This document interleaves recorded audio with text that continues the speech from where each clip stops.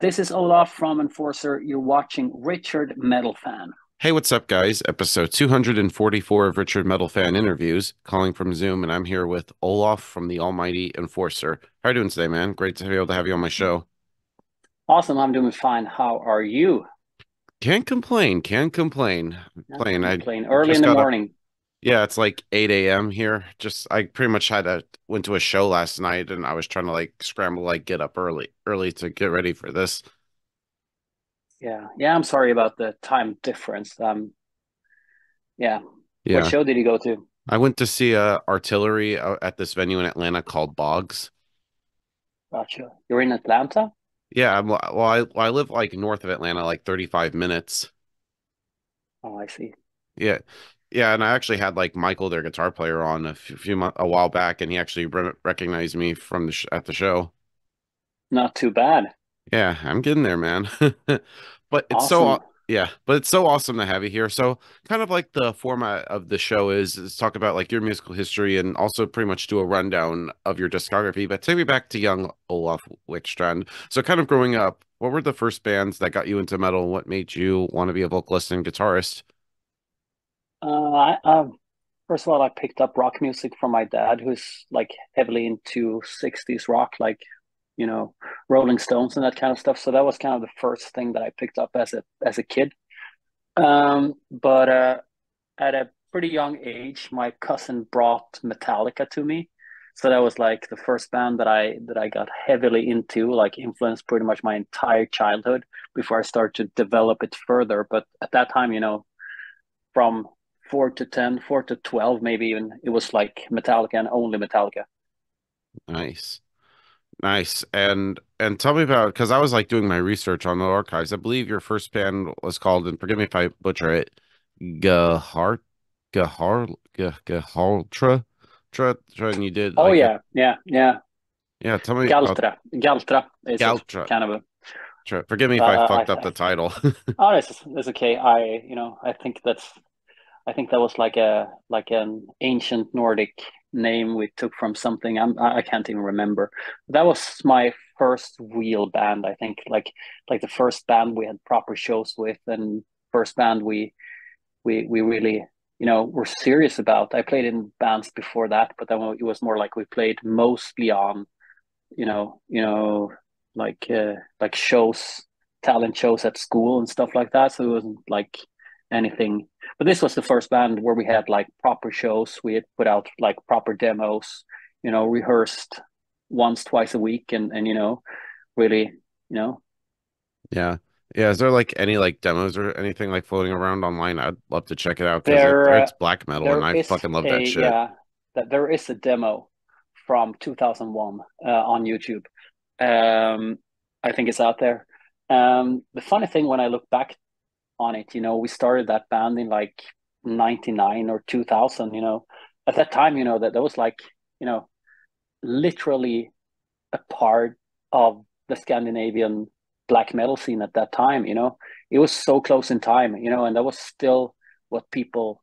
It was still so heavily inspired by everything what was going on around us. So, looking back at that, it's almost like we were a part of that Norwegian Scandinavian black metal wave from that time, from the late 90s. Yeah. Yeah. Even though Not, we were just kids. yeah.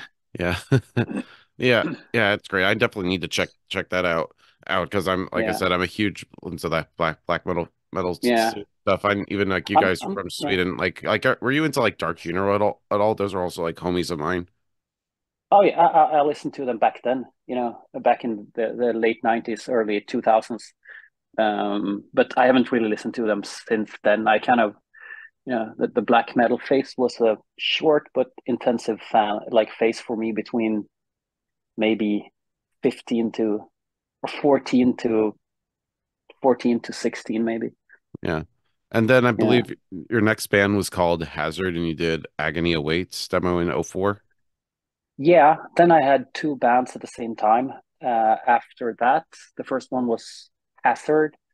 Um, the other one was Corrupt, and Corrupt was the band that I was more into. Hazard was the band that that my brother had, and I ended up playing bass and singing with them. But Corrupt was the band that I wrote more material for, and that I also played guitar with, and guitar was my main instrument. So, but we had those bands simultaneously. Funny thing, my brother, it was like my brother played in Hazard. Adam, who later formed both Tribulation and Enforcer, played with Hazard. Um, Joseph, who was a member of Enforcer for more than 10 years, played with Corrupt, and Tobias, who was a member of Enforcer for like 15 years, played in Corrupt. And Hazard eventually turned out to be Tribulation, and Corrupt kind of, yeah, we ended up being Enforcers. I wouldn't really say so, but pretty much it was the same members. Yeah. And now the two of them is remaining with Joseph has started to play with Tribulation, and my brother and I are still active with Enforcer. It's pretty much the same bands, Yeah. involving the same people as 20 years ago, 25 years ago. Wow. And so tell me about forming Enforcer, because I believe you all formed in 2004. And so this year does, of course, mark 20 years since the formation of the band. Got Yeah, to think about it, Olaf. 20 years of Enforcer. Like, did you think that Enforcer would be around for 20 years? it's insane thought. At that time, I didn't even think that I would live another 20 years, because, you so much live for the day, and for like, you just don't have that perspective at that time. So it's pretty incredible now to look back on it as like a career that's been going on for almost 20 years. Yeah. Yeah. Yeah, but then tell me about like those like that first demo you did, Evil Attacker. Was that something to like send out to labels to hope eventually get signed? I don't know. I think I had another band I had like so many bands before Enforcer. But I had Tribulation. Oh, I wasn't into that.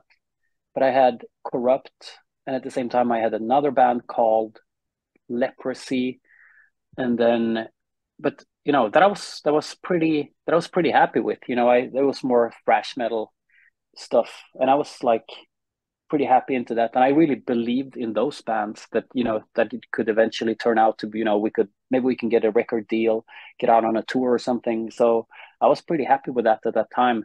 But I had you know been drifting. My taste of music has always been going backwards and backwards, from my black metal phase or death metal phase I talked about before. I wanted to discover the roots of that, so I got heavily into thrash. I wanted to discover the roots of thrash. So I got heavily into like new wave of British heavy metal and stuff. So I wanted desperately to check out the roots of that and work myself back. So it's always been like I'm working.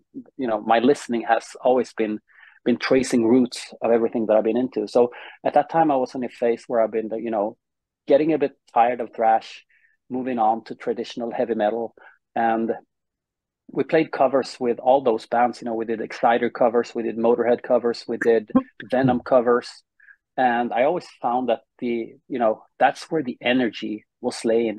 It didn't matter if we, with this thrash metal band that we blasted fucking like 200 BPMs or something. Once we ended a set with Welcome to Hell or Violence and Force, that's you could really feel that it was like so much more intensive energy into those songs than it was in just like you know that was the what led me to that. I want to do that type of music that has like a profound energy um inside it. So I put together a couple of songs. um it was just for fun, and it was even like in the very beginning, it was even like a I made up like a fake biography, and play the character, and I said that this is a band that's been going on since the early 80s, and stuff like that, and I put it out on YouTube with that fake biography. And no, it wasn't YouTube, it was MySpace at that time, and it kind of took off pretty well. And all of a sudden there was like the views that these two songs that I had been putting out at the time, that rendered like 1,000 times more views than any of my bands that I had before. So at some point I was just like, okay, this might be, I might be on to something that could actually work. Um, so I put a band together with the members from both Corrupt and Tribulation or Hazard at that time. Can't remember which was which at that time, but we from my childhood, and we started to play my songs Yeah. that eventually became this band. Yeah, Yeah. Yeah. Would you almost consider it kind of be like a super group considering like you all are like from different bands and stuff? yeah, if you could say so. You mean we were still teenagers at that time, but you know, within our circles, it was like a super group. You could say, yeah. Yeah. But yeah, yeah, so but then you eventually you started playing locally around Sweden, then you got signed to your first label, Heavy Yeah, Artillery Records. So how did they find Enforcer? MySpace, like everybody found each other on MySpace back then. That was, you know, Yeah.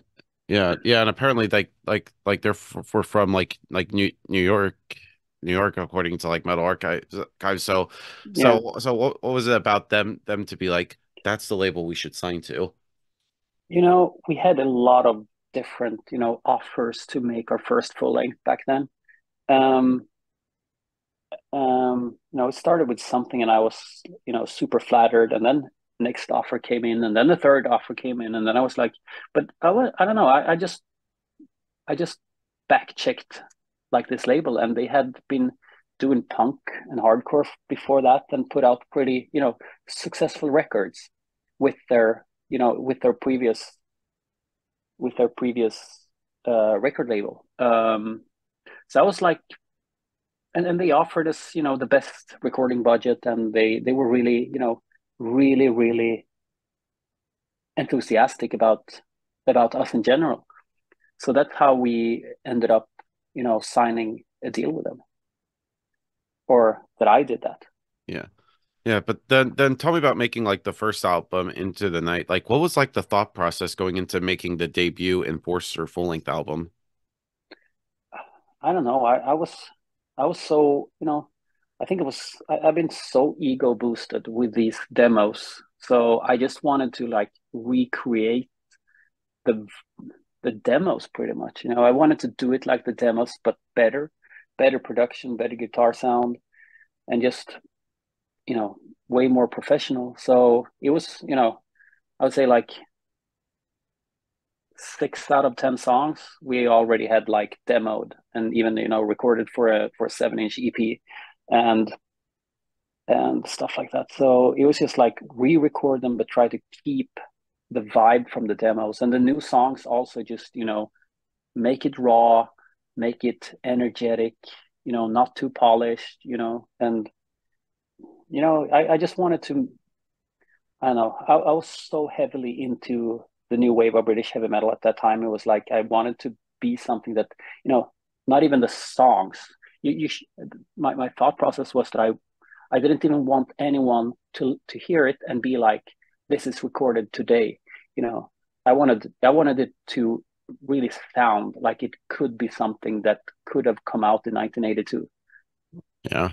And I Like, think yeah, like from beginning to end, like with the band pictures, with the videos, with the sound, with the songs, with the, arrangements, like everything. yeah. I think it's a great debut album, like going from like Black Angel all the way to Evil Attacker. It's just Yeah, like everything is like it's like a great acclamation of one like the classic sick heavy metal and a lot of the heavy thrash stuff. So I'm guessing like you and your brother and everybody in the band at the time pretty much brings like their own influence into Enforcer. I think so. Yeah, yeah. I think it was a no, it was the first time I did a full length album also. So it was like it was all experiment. Yeah. And so when Into the Night came out, did you start playing outside of Sweden for the first time, or was it still just like local? No, we had been playing outside since the, MySpace days. What I really discovered back then is that, it was like in a break of where music became like, a global thing. Our music, our market still like the traditional heavy metal still to this day, 20 years later, is an extremely niched type of music, which is weird because I think it belongs to the world. But it's extremely niched, but it's global, you know, in comparison to like 30 years ago or 40 years ago when everything was local first. You had to like make it in your hometown, make it in your region, make it in your country before you could even, take it out of the country.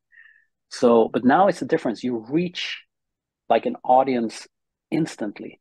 But the audience that you actually reach is an extremely narrow and niched audience. You see what I mean? So Yeah. it's really easy. But I started to discover this because this was all new back then. Because people had been starting to, to communicate to each other like globally, like on MySpace and similar platforms and forums on the internet and stuff like that. So it was it took off pretty fast, within this narrow niche. So we'd been to Germany. We played the Keep It True festival before our album came out. We had been to Belgium and had it like a couple of shows. It wasn't a lot of people at the shows, but everybody knew us because it was like everybody had heard us on the internet. Yeah. Did you like tour America at all at that time, or was that later? No, we toured America with that album in 2009. Oh wow. What was that first tour like?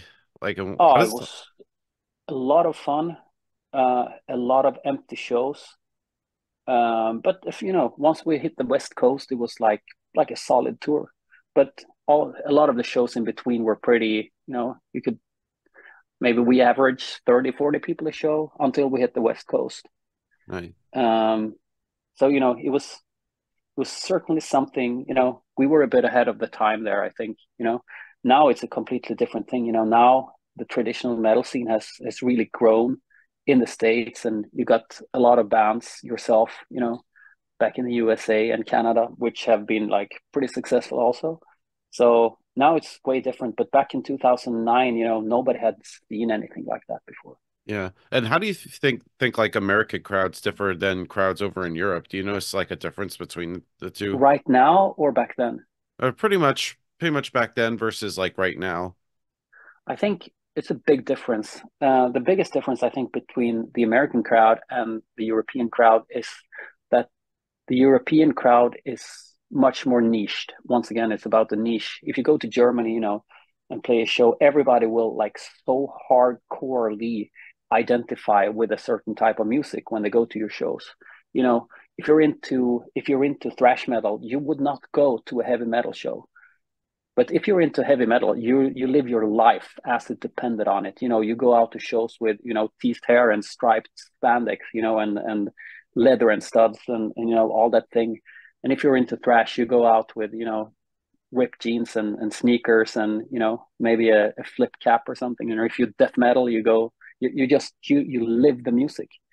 That's how it's like in Europe, I think. But in the America in the US, I think the metal movement is way more general. You could really, when we play in the States, it's like people who come out with, it could be like, I don't know,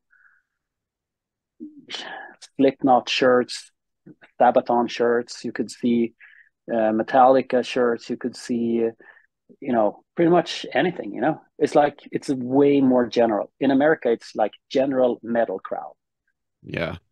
And then going into the next Enforcer album, Diamonds, I like that album, but because usually with the debut full-length album, you have like your entire life to write, and there's a lot of hype with the first album. When it came to Yeah, making Diamonds, did you felt pressure to follow up into the night? I don't think we had realized at that time that there was a hype because it wasn't really a hype yet. I think the hype came later, when you could see the results of everything that you've been doing, touring and playing shows and but at that time we did some tours, we did some festivals. It was nothing special. It wasn't like super crowded. People weren't that into it, just like apart from a couple of people. So going into the next record, we were like we want to do everything better, just so maybe now people will finally listen to us. That was like the intention we had with that album. We have to like be better. We have to play faster. We have to play heavier. We have to have better solos, better vocals, better songs, just so more people like would listen to us. that was kind of the what we went into that for, because we hadn't really realized the hype yet. Yeah. Yeah, definitely, because it definitely is a step up. Because I always say like the debut is Yeah, always like a yeah, learning experience, and then you take yeah. what you have learned and then apply it to the second album. Of course, of course, of course. Yeah, and I think that was a great album. So what was like the cycle like for Diamonds, like in terms of like the tours and everything? Uh, yeah. What did we do? Yeah, we did a couple of like big metal festivals in Europe that summer. That was pretty cool, But we were so up, we weren't aware at all what was happening. We were just like, oh, another show. Let's go and get drunk and be stupid. So we had like we played a lot of like major rock festivals, but I think we fucked it up pretty bad because we were there was just like such a you know it was such an attitude. We were kids, Hmm. and we were drunk and we were stupid and we embarrassed ourselves and yeah, and then we did a stadium tour with Airborne, and it was the same thing there. We were just drunk and childish. Yeah. I think we fucked that up too. Just looking back at it, Wow. uh, you know, and then we did some other shows. We did a headline tour in Europe where we finally, a year later, when we finally realized that, oh, people are coming out to our shows, they're like wearing our merch, they're like starting to identify. We started to see a movement, and that was in 2011. Nice. That's when we realized that we might have, you know, we might have created something here. Yeah. And then going into Death by Fire, I thought that was another great album, and of course, first album on your current label, Nuclear Blast Records. So, what was it like working with Yeah, them? I don't know.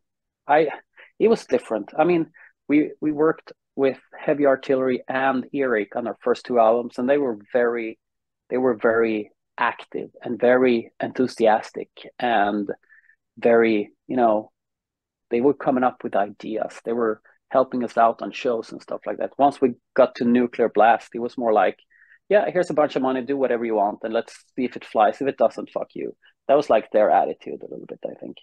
They've been It was more money, but it was also like more up to us what we wanted to do with the band. Um, but we eventually ended up doing like the rest of our albums almost completely on our own. Um, anyway, they didn't say anything. They didn't interfere with the creativity or anything at all. They were just like, let's see if this flies, Yeah, I because you think. produced too, right? Yeah, yeah, yeah. And that was we had but we had matured musically a lot at that time, and we had learned so much things along the way. So we were like, yeah, let's do this. Mostly my brother and I, who were like, we were like, we've been running a studio, working with that, doing audio stuff. So we've been into it. So we did that from the beginning to the end, except from the vocal productions on that album. But at that time, I remember, I think compared to our first album, our second album had got so much. There was like a lot of hardcore fans who thought that we had been selling out doing our second album, and that we had got slow and that we had got commercial. So I think and that had irritated me so much. So when we did the third album, it was all about, for me, everything was to show that we hadn't gone soft at all. So it's a pretty aggressive album, like looking back on it, and that's where it comes from. Yeah, I definitely agree. I thought it was like you Yeah, guys' like heaviest album to date. yeah, It's like more focused on heaviness yeah, than melody. yeah, yeah. Or aggression was something, or speed. Uh, yeah, yeah. But we had more songs, but we cut out like a couple of songs just because we thought they were too soft, and it ended up like it's a really short album. But it didn't matter because you know that was what we wanted to say. Yeah. And then going into the next album. album From Beyond. I thought that was great. That was sort of like my introduction to Enforcer. Yeah, So what was the thought process going into making From Beyond? I think the thought process was to do another Death by Fire, but better. Um, so we would just continue. It was pretty short time in between there, and we've been, at that time we had become like a very heavily touring band, and we became so much better playing and so much more mature in everything we did. So we wanted to like, you know, put that into the music also. You know, we didn't want to take it too far, but keep it within the same region, but just do better songs. Yeah, yeah, because I feel like that's like more matured than the previous album with Yeah, especially yeah, like songs like of course Below the Slumber for Hunger They Will Come or even like the yeah, title track. I feel like it pretty much you guys like prepare to drop like the pace for such like great moments. yeah, yeah. No, we it was like we wanted to do a bigger album, but same, deliver the same vibes, but it should just be a tiny bit bigger, in terms of different types of songs and different types of, you know, Yeah.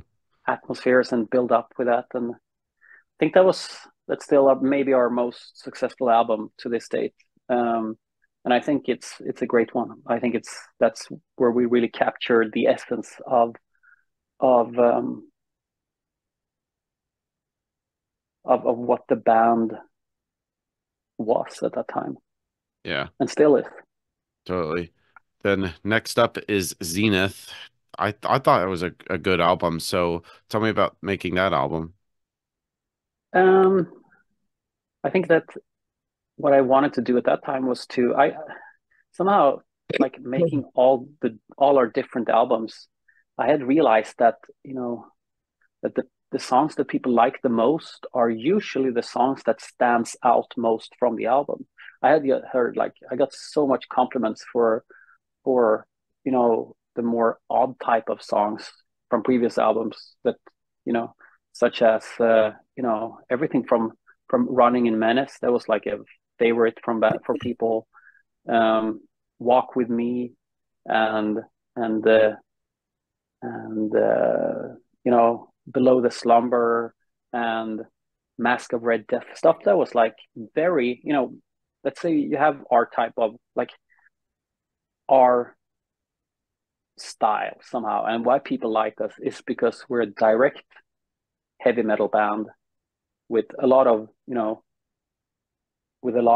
energy in the music, and probably we will be recognized for up tempo stuff most of the time. Yeah. But I had like discovered that most of the songs that made it to the fans was the song standing out. So making Zenith, I was into like this. I want to have 10 songs, and each of these 10 songs should stand out from each other as much as possible to create like a like a like a very big sounding album. So I wanted to, discover, I wanted to do some of the stuff that we've done before. You had the stadium rock tunes, from Diamonds. I wanted to make that, but exaggerate it, and this the fast stuff from other albums, just make it faster and exaggerate that more, and to take more like slow tempo songs, and focus on groove and stuff like that in certain songs, and other songs I just wanted to make like super epic, storytelling stuff. So it was a lot into one album. That was kind of the thought process, and probably it's still today maybe my most ambitious piece of work. Yeah. I think it's like you guys' most experimental album to date. Yeah, because we wanted to fit so much in there. I wanted it to be a trip to listen to it, and to go through an album that would go through all my musical influences, whether it was classical music or it was stadium rock or it was black metal. I wanted to fit everything in there. Yeah. And then you started touring for a little bit, and then of course the pandemic. Yeah, happened like during the pandemic. Did you start like ideas for what would eventually become nostalgia? yeah, yeah. That was it. Yeah, I forced myself to write like a song a day for the entire period where other were like locked down. We didn't really have a lockdown in Sweden, but we were still very limited, yeah, and yeah, I and didn't work much. So yeah, yeah. Then of course, like nostalgia, you guys' latest album. It's been out for almost a year now. So how has yeah, like the response been for the album? I think the response have been pretty great. I mean, I think from the fans' perspective, but I think it's a little bit too early to say because it hasn't really landed, and it's hard to compare an album that is still new to albums that's been out for you know 10, 15, maybe 10, 15 years. So it's hard to say yet how it's been doing, but like from what I've heard from people's reactions and stuff like that, I think it's been a pretty successful album. We wanted to take stuff a little bit more back to the roots, I think, and a little bit more like I was thinking in the beginning, do like maybe not so experimental stuff, but do what we do best Yeah, and then just do that even better. Keep songs short, keep the ideas simple, because eventually it's rock music. It's pretty simple music, and most of the best songs of the entire genre is you know not more than 3 minutes, and where you really can present the great idea. So that was really a bit of what I was thinking doing this album, that I wanted to do, short, intensive, and to the point heavy metal music. yeah, yeah. Was that sort of like a pretty much the main idea for that, or it just happened like naturally and organically?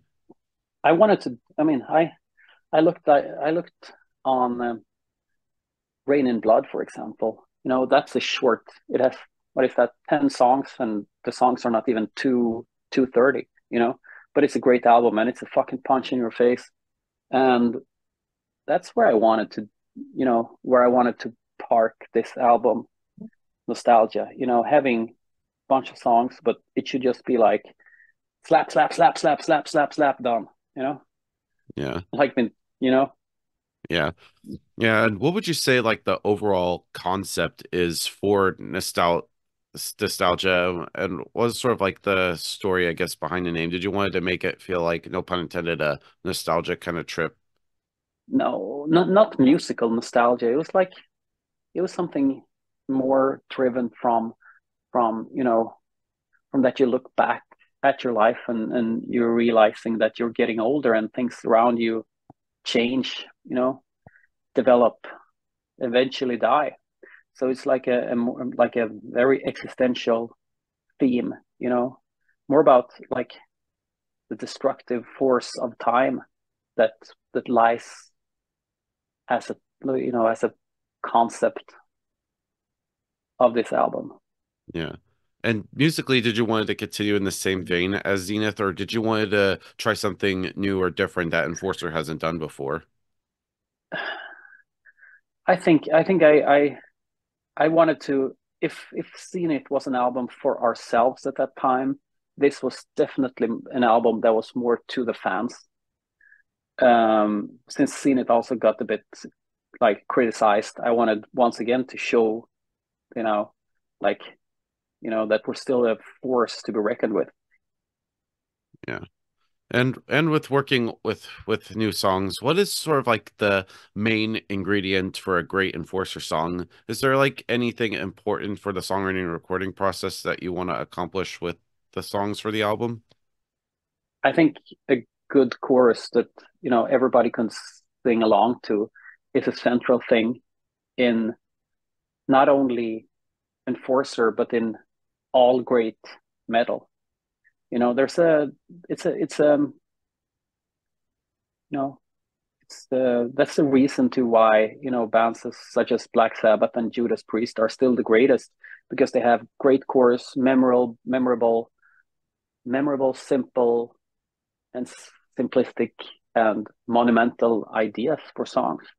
You know, it's super catchy and memorable, and that's kind of where I want Enforcer to be too, you know. Um, because I think a lot of bands have forgot that these days. If you talk about modern metal bands, they don't seem to dare to do big choruses anymore. Yeah. But I think that's really important for for being iconic, you know? Yeah.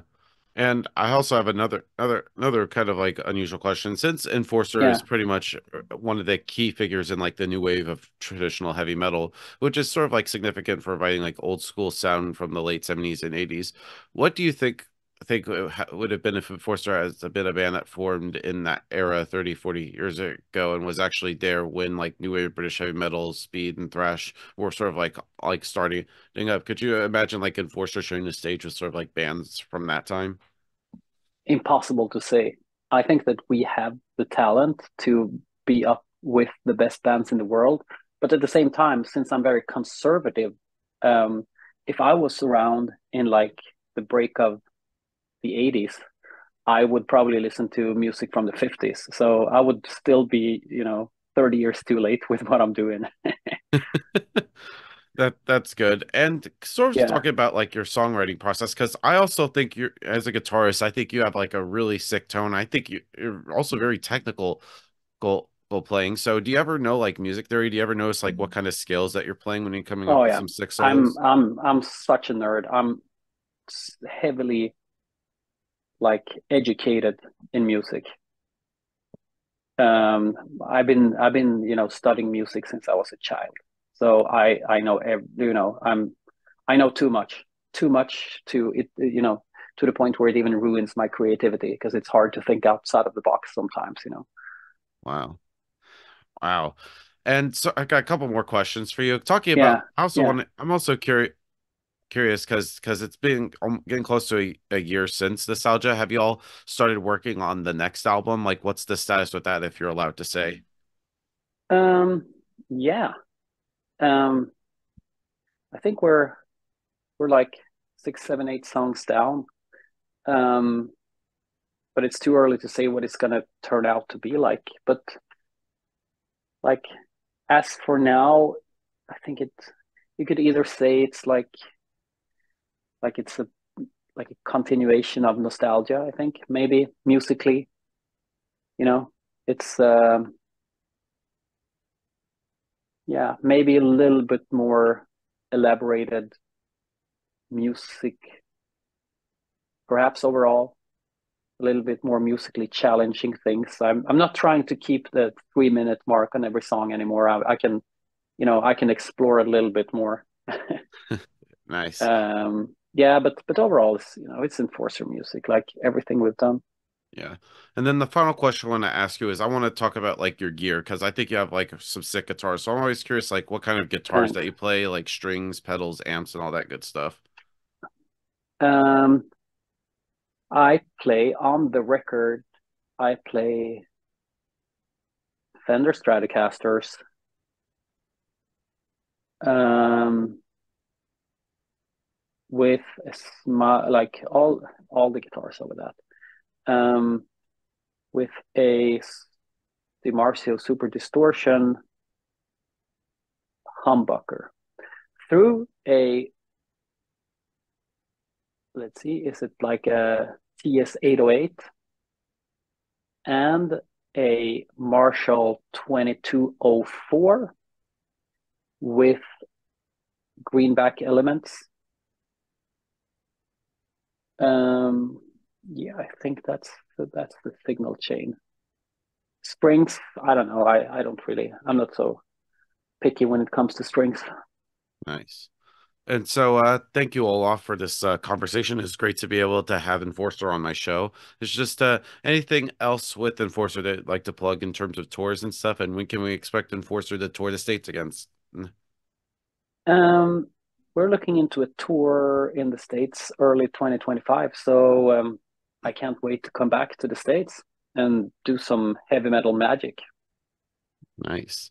So thank you. Is there just any final words you want to say to the viewers that are watching this to close this out? Everybody who hasn't heard us, check us out. And for everybody who has heard us, keep on listening. We'll see you there soon. Awesome. So everybody, Olaf from the Almighty Enforcer. See you next time.